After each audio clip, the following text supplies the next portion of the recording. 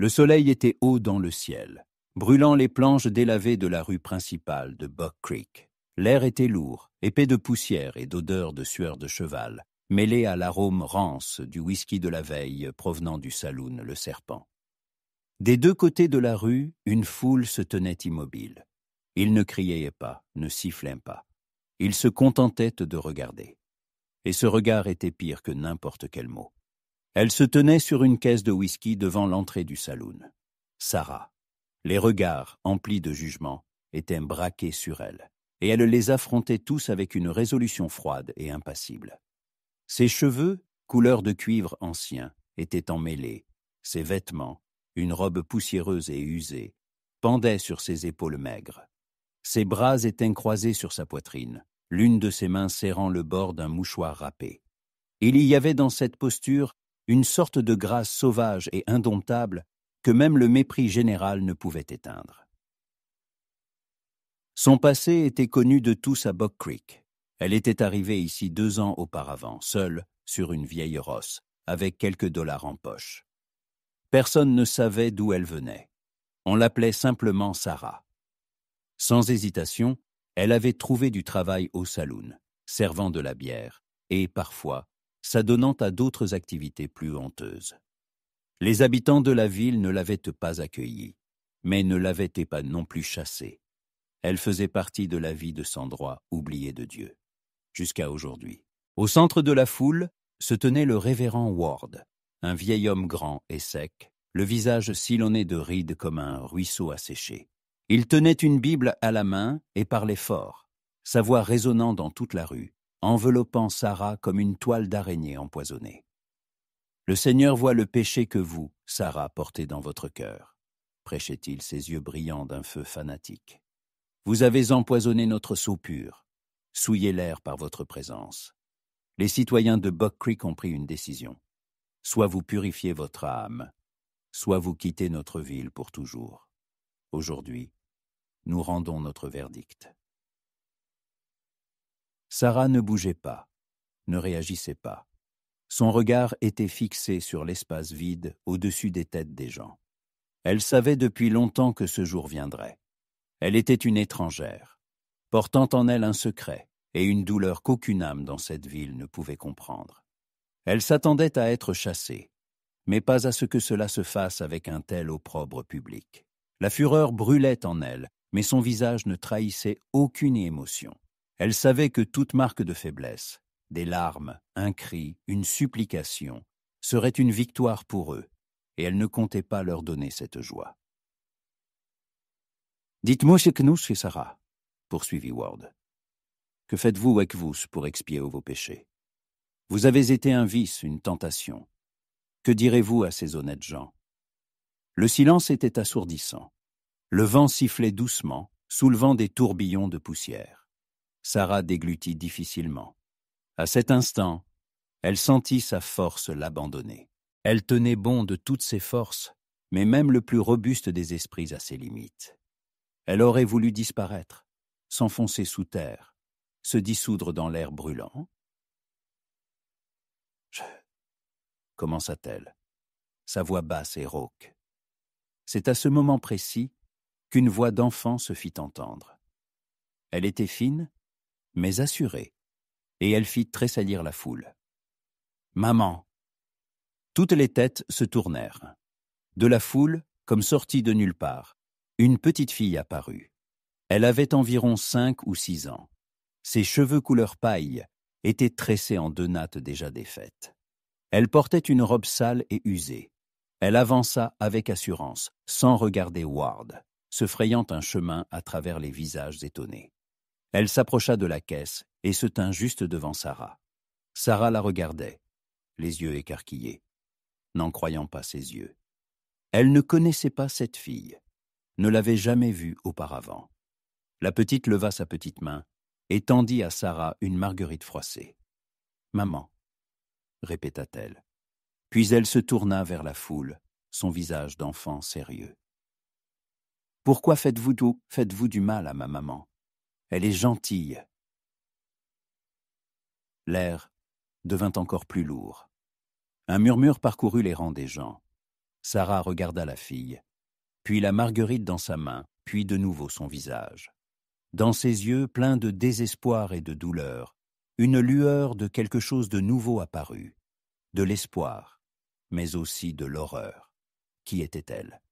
Et pourquoi l'appelait-elle maman? Les mots de la petite fille restèrent suspendus dans l'air brûlant de Buck Creek, comme la fumée de poudre après un coup de feu.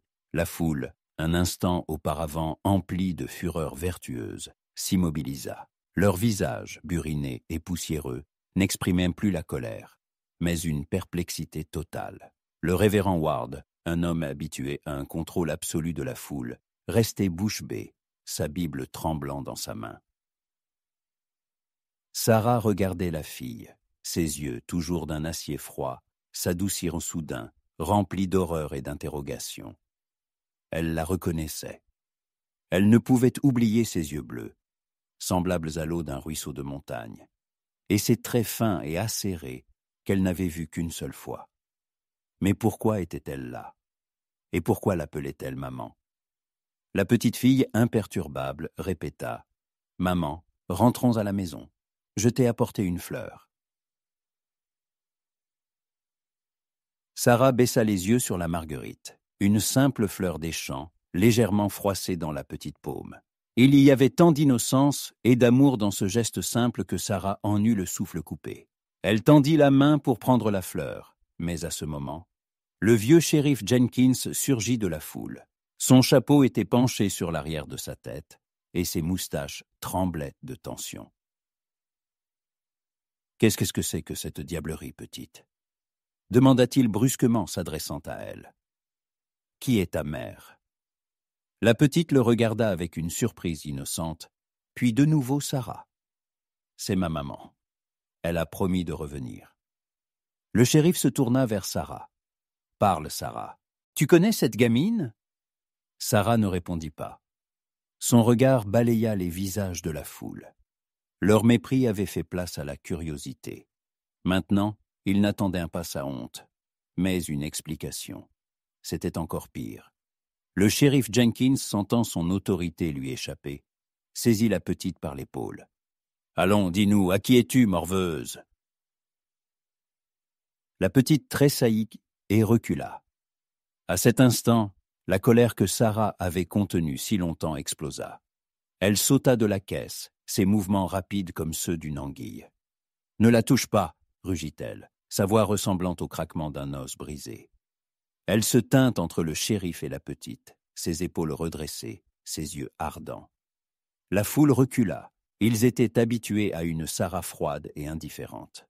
Mais cette Sarah sauvage et furieuse, ils la voyaient pour la première fois. Le shérif Jenkins, stupéfait par son éclat, recula. « Eh bien, Sarah, dit-il, sa voix basse et menaçante, puisque tu la connais, réponds pour elle. C'est ta dernière chance. » Sarah s'agenouilla devant la petite. Elle prit délicatement ses petites mains dans les siennes, rugueuses et calleuses. Elle la regarda dans les yeux, essayant de comprendre qui l'avait envoyée. Mais il n'y avait pas de mensonge là, seulement une foi pure et enfantine. « Comment t'appelles-tu » demanda Sarah, sa voix déjà plus douce. « Lia » répondit la petite. « Qui es-tu, Lia? Pourquoi es-tu ici ?»« Maman, tu ne te souviens pas de moi? Nous nous sommes vus à Broad Creek. Tu as dit que j'étais ta fille et que tu reviendrais quand tu le pourrais. » Sarah sentit le froid la saisir. Broad Creek, la ville même où elle n'avait passé qu'une seule nuit, essayant de fuir son passé. Là, elle avait rencontré une femme, sa sœur malade, et la petite fille. La femme était si faible qu'elle n'avait pas la force de s'occuper de l'enfant. Sarah, sans s'y attendre, avait passé plusieurs heures avec la petite. Elle lui avait dit quelques mots pour la rassurer. Lui avait dit qu'elle reviendrait quand elle le pourrait. Elle n'avait pas pensé que cela aurait une telle importance pour l'enfant.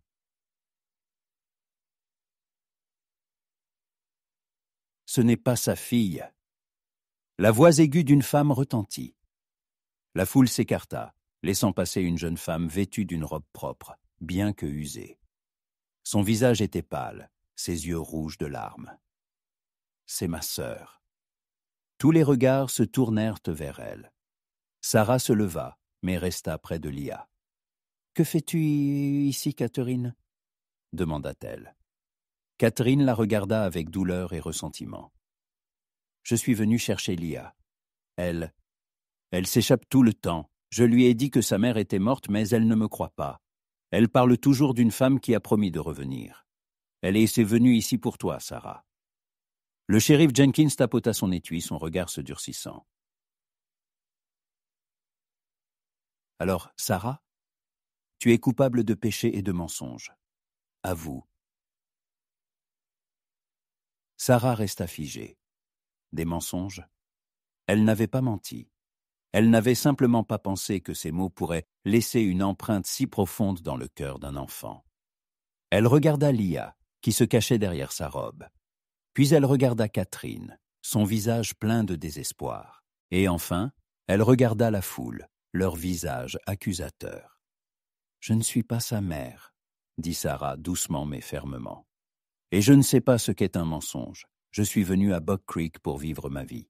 Mais je ne laisserai pas cette petite fille seule. Je ne la laisserai pas dans un monde où on la traite de menteuse et d'abandonnée. » Le shérif Jenkins retroussa les lèvres.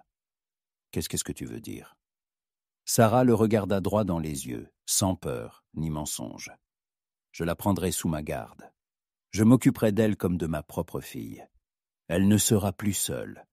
Et je ne quitterai pas Buck Creek. Je resterai. Et vous regarderez tout ce que je ferai. »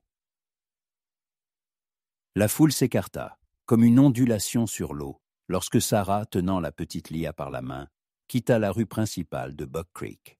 Elles avançaient lentement, accompagnées des murmures qui les suivaient, comme la queue d'un serpent à sonnette. Désormais, dans les yeux des gens, il n'y avait plus seulement du mépris, mais quelque chose de plus complexe, de l'étonnement, mêlé à une curiosité franche. Le shérif Jenkins et le révérend Ward restèrent au milieu de la rue, leur visage exprimant une défaite totale. Ils s'attendaient à de l'humiliation et du repentir, mais ils avaient reçu un défi audacieux et direct de la part d'une femme qu'ils considéraient comme une paria résignée.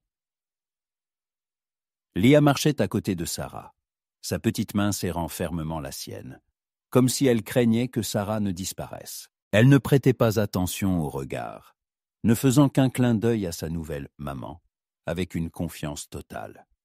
Le cœur de Sarah, quant à lui, battait la chamade. La déclaration faite dans un accès de colère pesait maintenant sur ses épaules comme un fardeau insupportable.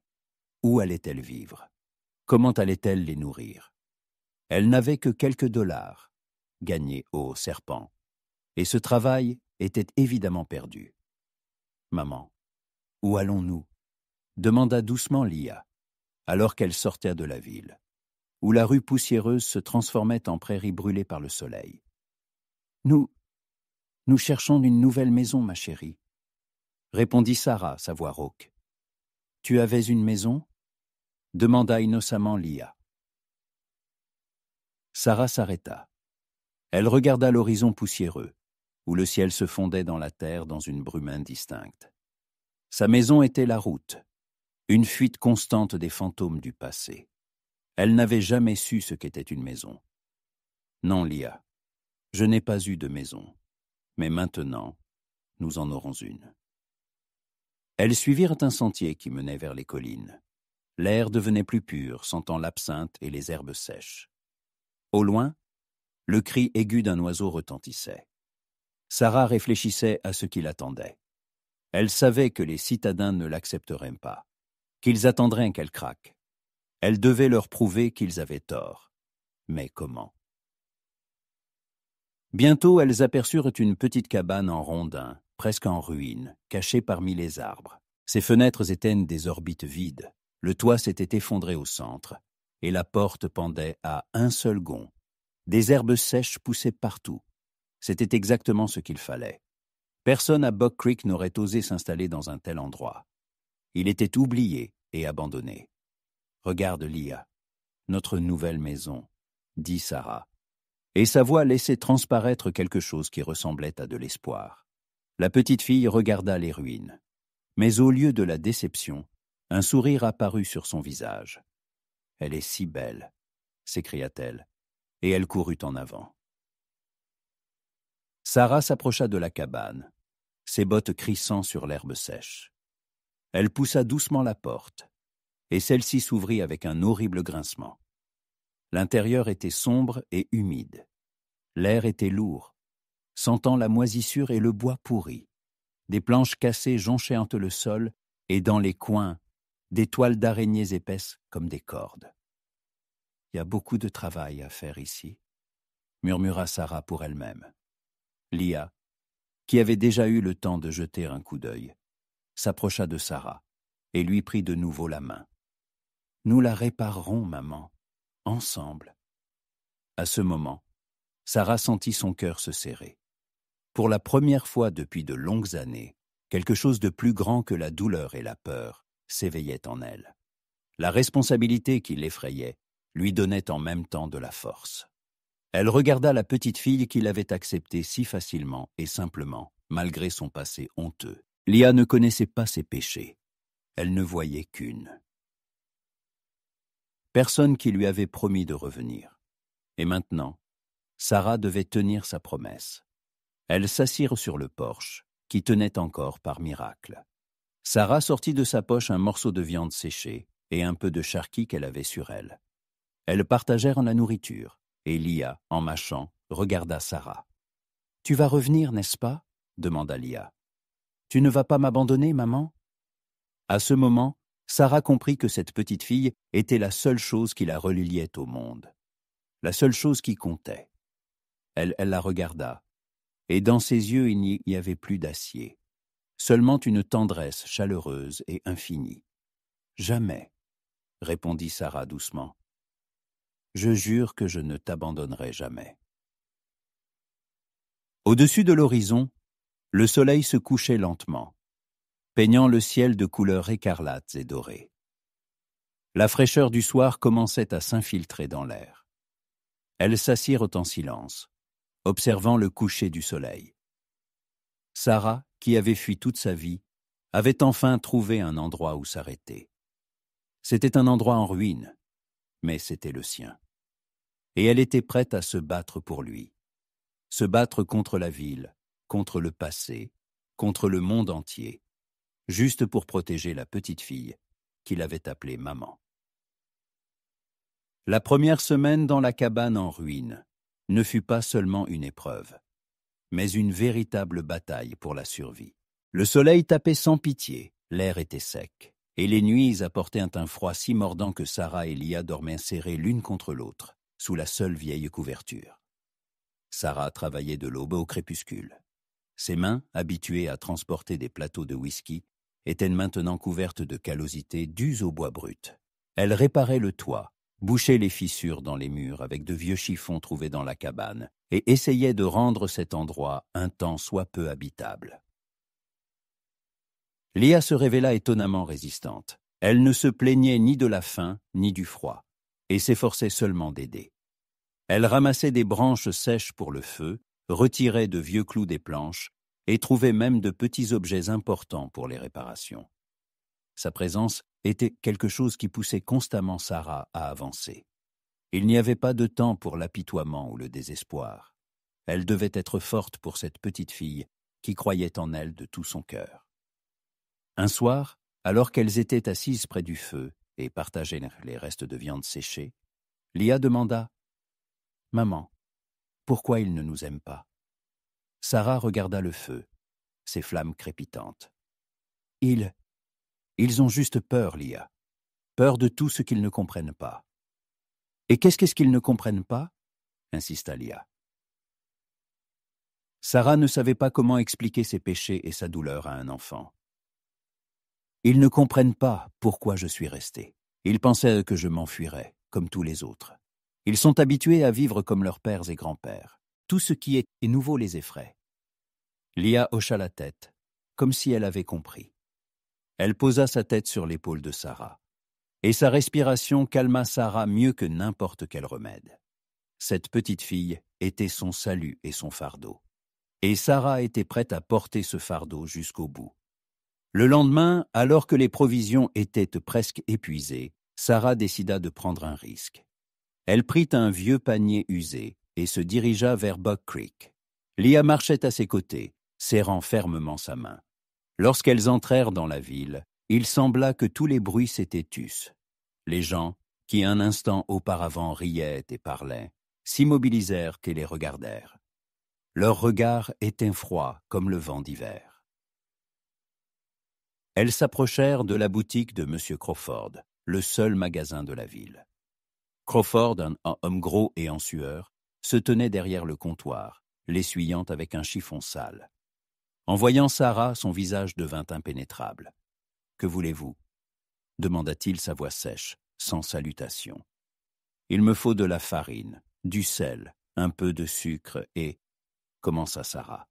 « Nous n'avons rien pour vous, » l'interrompit-il sans même la regarder. « Mais j'ai de l'argent, » dit Sarah, sortant quelques billets froissés de sa poche, « et je paierai. » Crawford secoua la tête. « Votre argent n'est pas nécessaire dans cette ville. Nous ne servons pas les gens comme vous. Personne à Buck Creek ne veut avoir affaire à vous. » Un silence gênant s'installa. Sarah sentit Leah lui serrer la main. La petite regardait Crawford avec surprise, ses yeux grands ouverts. Là, honte s'abattit de nouveau sur Sarah comme une lourde pierre. Mais cette fois, ce n'était pas seulement la sienne. Elle était humiliée devant Leah, devant cet enfant qui avait cru en elle. « Mais nous avons faim, Monsieur Crawford, » dit Leah d'une voix douce. Le visage de Crawford s'adoucit une fraction de seconde, puis redevint dur comme la pierre. « Ce n'est pas mon problème. » Sarah baissa la tête. Elle comprit qu'elle avait perdu. Elle ne pouvait rien faire. La fureur bouillonna de nouveau en elle, mais elle la réprima. À ce moment, alors qu'elle était prête à partir, un vieil homme qu'elle n'avait pas remarqué auparavant sortit de l'obscurité de la boutique. Il était grand, mince, avec une longue barbe grise et des yeux profondément enfoncés dans les rides. Ses vêtements étaient usés, mais propres.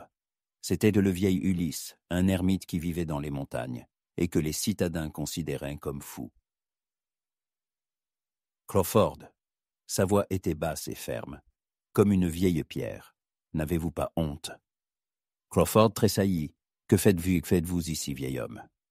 Je suis venu chercher mes provisions, dit Ulysse, mais je ne partirai pas d'ici avant que vous n'ayez vendu quelque chose à cette femme. Elle, commença Crawford. Elle est un être humain, l'interrompit Ulysse, et elle a un enfant. J'ai vu tout ce que vous lui avez fait dans la rue. Vous êtes la honte de cette ville.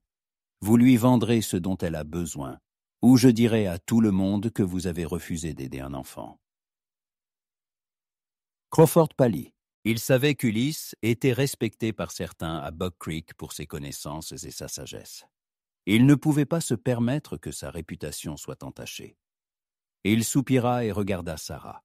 « Que voulez-vous » demanda-t-il, sa voix n'étant plus aussi dure. Sarah leva les yeux, la gratitude dans son regard. De la farine, du sel et du sucre. Crawford prit les sacs de l'étagère et les posa sur le comptoir. Sarah pâilla. Ulysse prit son sac de provisions et tapota l'épaule de Sarah. « Vous êtes une femme forte, » murmura-t-il. « Prenez soin de la petite. » Sarah et Leah sortirent de la boutique. Cette fois, les regards des gens étaient indifférents. Il y avait de la curiosité, mais sans le mépris d'antan. Sarah comprit qu'elle avait un allié, mais elle comprit aussi que cette bataille ne faisait que commencer. Plusieurs mois passèrent. La cabane abandonnée se transforma lentement, mais sûrement, en une véritable maison. Sarah et Leah travaillaient sans relâche. Sarah, avec une obstination qui semblait être la seule chose qu'elle avait héritée de la vie, apprit tout. Elle apprit à faire du feu même par le vent le plus fort, à chasser le petit gibier et à réparer presque tout ce qui se cassait. Ses mains calleuses et rugueuses étaient maintenant les mains d'une travailleuse et non celles d'une serveuse dans un saloon sale. Ses cheveux, qui étaient autrefois de couleur cuivre ancien, avaient pâli au soleil jusqu'à devenir roux clair. Son visage était buriné par le vent, mais un éclat apparut dans ses yeux. Ce n'était pas l'éclat du désespoir, mais l'éclat de la détermination. Léa était la lumière dans ce monde sombre. Elle courait dans la prairie, son rire d'enfant résonnant dans les collines, effrayant les lapins. Elle trouvait chaque jour quelque chose d'intéressant, quelque chose qui la faisait se réjouir. Elle apprit à Sarah à voir la beauté dans les petites choses, dans le pissenlit qui s'obstinait à pousser à travers la terre sèche, dans les nuages qui lui rappelaient des animaux, dans les étoiles qui brillaient plus fort que dans la ville.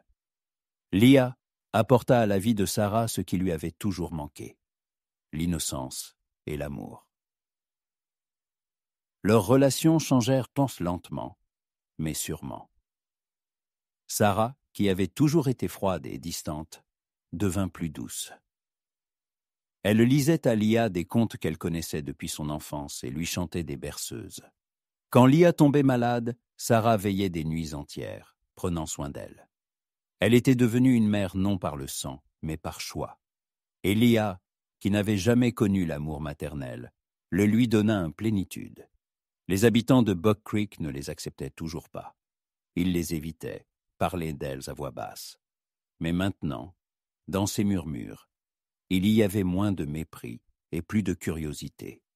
Le vieil Ulysse leur rendait souvent visite, apportant de la nourriture et aidant aux réparations. Il voyait en Sarah non pas une femme déchue, mais une âme forte, intelligente et gentille. Il lui parlait, lui racontait des histoires, et parfois restait simplement en silence. Ulysse était pour Sarah la seule personne avec qui elle pouvait être. Elle-même. Un jour, alors que Sarah revenait de la chasse, elle vit le shérif Jenkins et le révérend Ward près de la maison. Ils se tenaient sur le porche, et leur visage était un thé sombre comme un nuage. Le cœur de Sarah s'arrêta. Elle se précipita vers la maison, serrant dans sa main un vieux revolver rouillé qu'elle avait trouvé dans la cabane. « Que voulez-vous » demanda-t-elle brusquement. Le shérif Jenkins semblait déconcerté. « Nous sommes venus parler, Sarah. Nous avons entendu... » « Qu'avez-vous entendu » l'interrompit Sarah, sa voix basse et ferme. « Nous avons entendu que vous êtes toujours là, dit le révérend Ward, et que vous ne partez pas, et nous sommes venus savoir ce que vous faites. » Sarah resta figée. Il s'attendait à ce qu'elle craque, mais elle n'avait pas craqué. Elle était plus forte que jamais.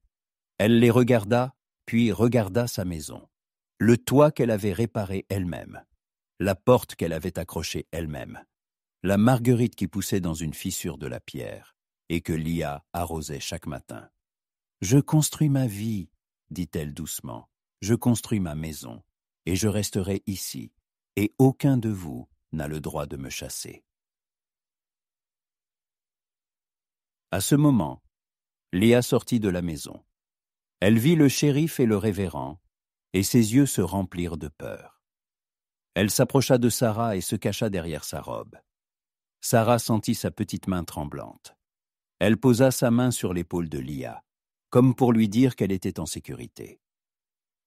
« Nous avons une maison, » dit Léa, sa voix douce mais assurée. Le révérend Ward regarda Léa, puis Sarah, son visage fatigué mais déterminé. Pour la première fois depuis longtemps, il ne vit pas une pécheresse, mais une mère. Son cœur tressaillit, mais il ne laissa rien paraître. « Bien, Sarah, nous partons, mais si vous voulez revenir en ville, vous devrez... » commença-t-il. « Je n'ai besoin de rien de votre part, » l'interrompit Sarah. « Je ferai tout moi-même. Partez. » Le shérif et le révérend partirent, leur dos droit, mais leur démarche n'avait plus l'assurance d'autrefois. Ils avaient subi une défaite. Ils n'avaient pas réussi à briser cette femme. Sarah les regarda, puis regarda Léa, et son cœur se remplit de chaleur. Elle comprit qu'elle avait non seulement une maison, mais aussi une famille. Et pour cette famille, elle était prête à se battre jusqu'à son dernier souffle. Plusieurs mois s'écoulèrent. Le printemps apporta à la prairie non seulement les couleurs vives des fleurs sauvages, mais aussi une menace plus ancienne que l'homme. Un après-midi, alors que le soleil déclinait déjà, l'air se remplit d'une odeur de brûlé. Non pas une simple odeur de fumée de feu de camp, mais quelque chose d'âcre, d'amer, venu du sud. Sarah sortit de la cabane et regarda l'horizon. Loin, là où le ciel se fondait dans la terre, planait un nuage sombre, comme un monstre étrange. Elle comprit immédiatement ce que c'était. Un feu de prairie. « Maman, qu'est-ce que c'est ?» demanda Lia, sortant derrière elle. « Rien, ma chérie, juste le vent qui a apporté la fumée. »« Rentre à la maison, » dit Sarah, mais sa voix n'avait plus sa fermeté habituelle. Elle savait que ce feu se dirigeait vers elle, attisé par le vent sec. Il était rapide et implacable. Elle rassembla rapidement tout ce qu'elle put. Un peu de nourriture, une couverture, une gourde de haies. Elle saisit Lia par la main, et elles coururent. Il n'y avait pas de temps pour les préparatifs, seulement pour le salut. Le vent s'intensifiait, et le feu, semblait-il, balayer l'herbe sèche à une vitesse effrayante. Quand elles atteignirent la ville, elle était plongée dans le chaos. Des hommes couraient, saisissant des seaux d'eau, mais tous comprenaient que c'était inutile contre un tel feu. Des enfants pleuraient, des femmes ramassaient toutes leurs affaires, leurs visages pâles de peur. Sur la rue principale, Sarah vit le shérif Jenkins et le révérend Ward. Ils se tenaient là comme en transe, regardant le mur de flammes qui approchait. « Shérif !» cria Sarah. « Le feu !» Jenkins se retourna, le visage sale de suie. « Nous savons. Nous ne savons pas quoi faire. » Sarah regarda le mur de feu. Elle n'avait pas le temps d'expliquer. « Là, » dit-elle en désignant un petit canyon sinueux. « Allez-y, il nous sauvera. » La foule s'immobilisa. Certains regardèrent Sarah avec incrédulité. Le révérend Ward secoua la tête. « Il n'y a rien là-bas, Sarah, à part des rochers. C'est du suicide. Il n'y a rien qui brûle là-bas, » cria-t-elle, sa voix basse et autoritaire. « C'est notre seul espoir. » Elle prit Lia dans ses bras et courut vers le canyon. Certains habitants hésitèrent, mais voyant sa détermination, ils la suivirent. Le shérif Jenkins, un homme qui auparavant n'aurait pas pu admettre sa défaite, regarda le révérend et hocha la tête. « Elle a raison. Allons-y. » Ils coururent. Derrière eux, un craquement terrifiant retentit. L'air devint chaud et des étincelles volaient dans le ciel. Ils entendirent les cris des animaux qui fuyaient, le feu dans la terreur. Quand ils atteignirent le canyon, ils virent que le feu était presque sur eux. Ils descendirent rapidement, dans une niche rocheuse sûre. Ils s'assirent dans l'obscurité et le silence, écoutant la tempête de feu faire rage au-dessus de leur tête. 1 heure passa, puis une deuxième. Finalement, le bruit commença à s'atténuer. Quand l'aube perça à travers la fumée, ils sortirent de leur abri. Le monde avait changé. La prairie était noire, couverte de suie et de cendres. Les arbres s'étaient transformés en souches calcinées. L'air sentait encore le brûler. Mais ils étaient vivants. Ils regardèrent Sarah. Son visage était couvert de suie, et dans ses yeux, il n'y avait rien d'autre que de la fatigue. Le révérend Ward s'approcha d'elle. Son visage était pâle, mais il n'y avait plus de feu fanatique dans ses yeux. « Sarah, vous nous avez sauvés, » dit-il doucement. Sarah le regarda, puis regarda les autres citadins qui la regardaient. Dans leurs yeux, il n'y avait ni mépris, ni haine, seulement de la gratitude. Le shérif Jenkins s'approcha d'elle et posa sa main sur son épaule. « Vous êtes une bonne personne, Sarah. » Sarah regarda Lia, qui se tenait à côté, son petit visage aussi couvert de suie. Mais elle souriait. Elles avaient perdu leur maison, mais avaient gagné quelque chose de plus important. Elles se tournèrent et retournèrent vers la ville, qui semblait maintenant différente. Elle était la même, mais les gens qui y vivaient avaient changé. Et maintenant, ils regardaient Sarah non pas comme une honte, mais comme une sauveuse. Et Sarah, qui avait toujours été seule, faisait maintenant partie de quelque chose de plus grand.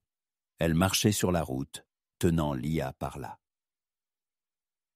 Main, et elle savait qu'elle s'en sortirait. Ensemble.